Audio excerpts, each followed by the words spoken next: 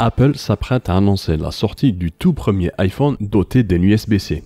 Mais la veille de l'événement, la France a torpillé leur annonce en interdisant la vente de l'iPhone 12 sur tout le territoire national à cause des niveaux d'ondes supérieurs aux limites européennes. La presse et Twitter s'emparent du sujet et tout le monde a un avis à donner. Mais qu'en est-il réellement? Est-ce que les utilisateurs d'iPhone 12 doivent-ils s'inquiéter? Quels sont les enjeux pour Apple et est-ce que la France a eu raison de réagir ainsi?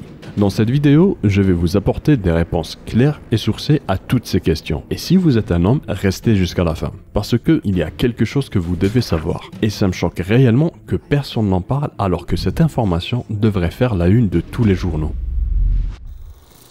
Le 12 septembre, l'Agence nationale des fréquences découvre un dépassement de 1,75 watts par kilogramme, soit 40% de plus que la limite DAS européenne. Par conséquent, le ministre délégué à la transition numérique a interdit la vente des iPhone 12 en France. Évidemment, Apple a tout nié en bloc, mais ils savent très bien qu'ils n'ont pas d'autre choix que de corriger ça, au risque de perdre tout le marché européen qui représente le quart de leur revenu annuel.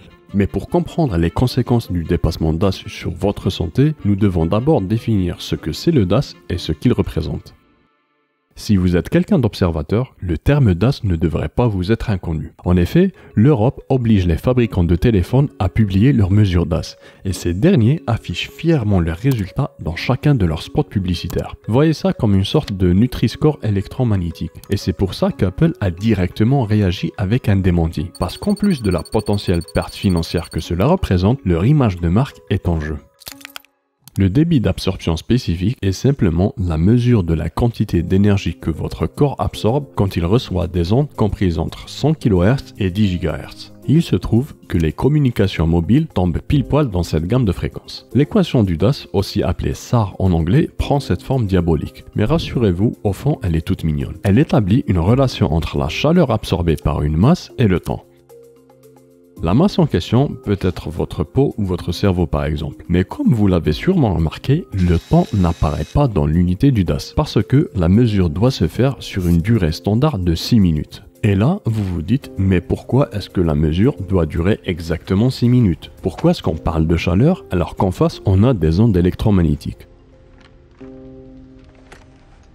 La réponse nous vient de la Commission internationale de protection contre les rayonnements non ionisants, qui est l'organisme international de référence qui donne des préconisations en termes d'exposition. Évidemment, ils font pas ça au doigt mouillé. C'est des scientifiques qui suivent une méthode scientifique. Et c'est pour ça que les régulateurs leur font confiance et définissent des normes à partir de leurs recommandations. En l'occurrence, et selon plusieurs études, l'impact principal des ondes émises par nos téléphones est l'augmentation locale de température. Et là, on pourrait naïvement se dire qu'il suffirait de se rafraîchir et puis c'est tout. Mais évidemment, c'est un peu plus compliqué que ça. Parce que, voyez-vous, dans notre corps, c'est la circulation sanguine qui nous permet de nous rafraîchir. Mais certains organes, tels que les yeux ou les testicules, ne sont pas aussi bien irrigués que votre peau ou votre cerveau. Et c'est pour ça que je vous déconseille de mettre votre téléphone dans vos poches. À la limite, mettez-le dans la poche arrière de votre jean et faites beaucoup de squats.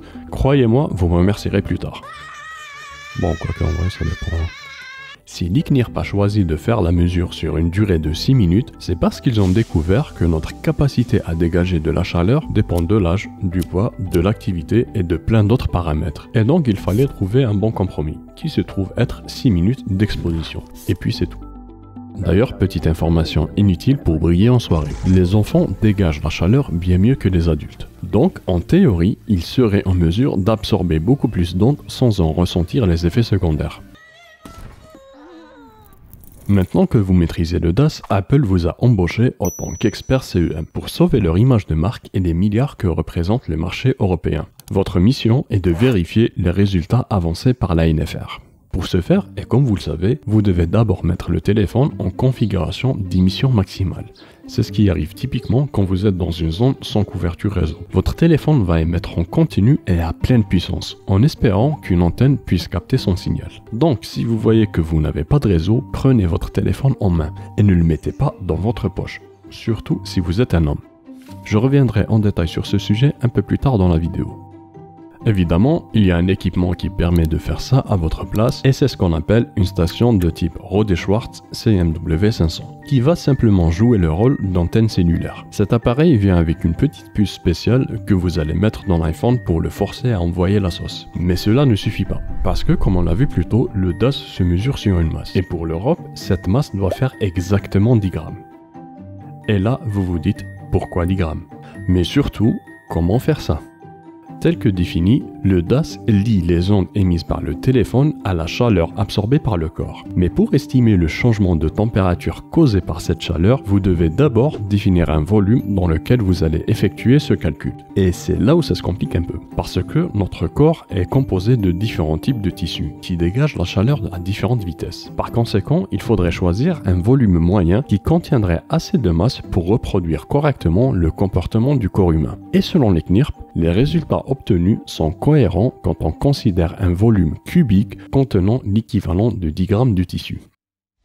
Rassurez-vous, aucun laboratoire ne fait ça sur des êtres vivants. D'ailleurs, vous n'allez rien faire, parce qu'il existe un équipement assez particulier qui contient un liquide ayant les mêmes propriétés magnétiques que le corps humain. Et donc, il vous suffit de mesurer l'énergie absorbée par le liquide à différents endroits pour obtenir un résultat DAS de tête, de tronc et de membres. Vous allez donc prendre l'iPhone 12 équipé de la petite puce spéciale et le mettre sur ce petit appareil en espérant avoir les mêmes résultats que la NFR. Parce que pour régler un problème en CEM, il faut d'abord le recréer.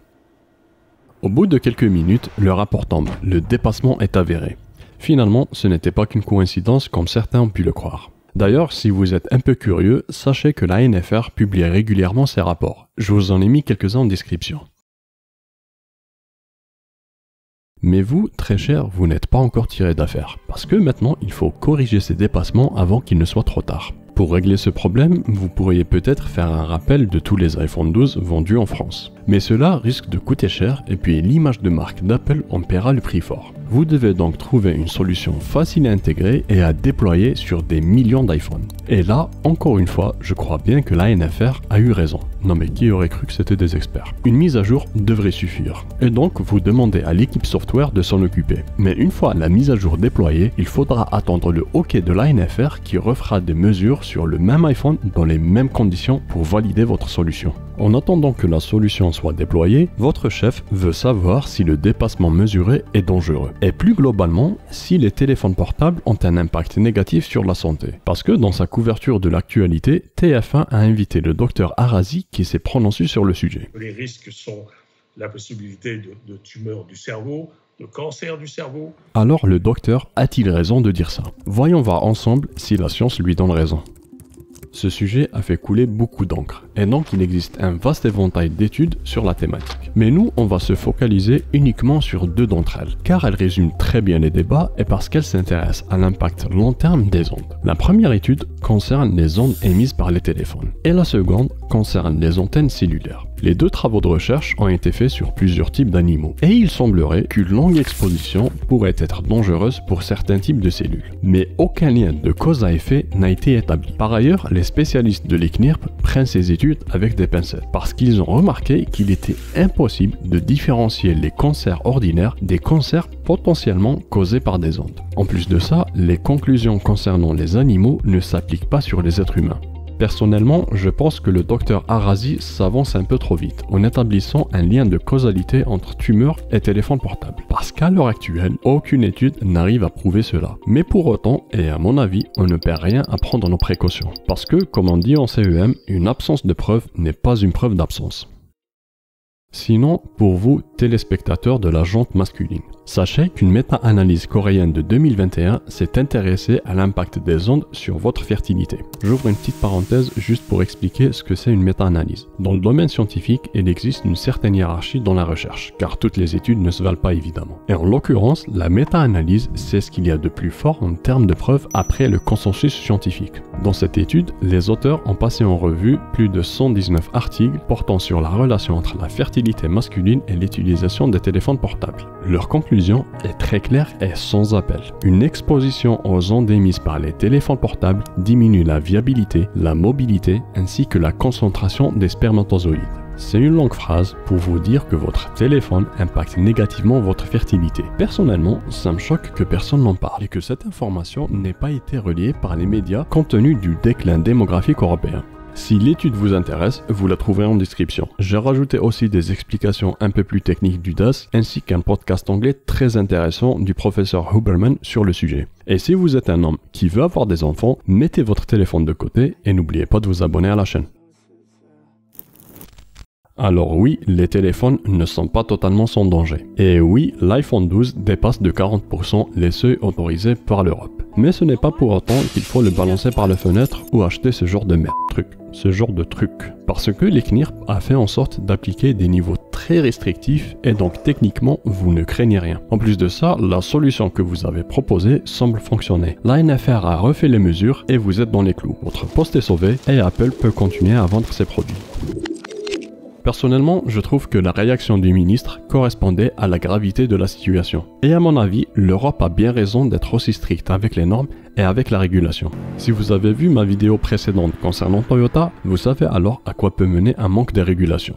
En attendant, si vous avez trouvé cette vidéo intéressante, abonnez-vous à la chaîne et si vous avez des proches qui possèdent un iPhone, partagez cette vidéo avec eux.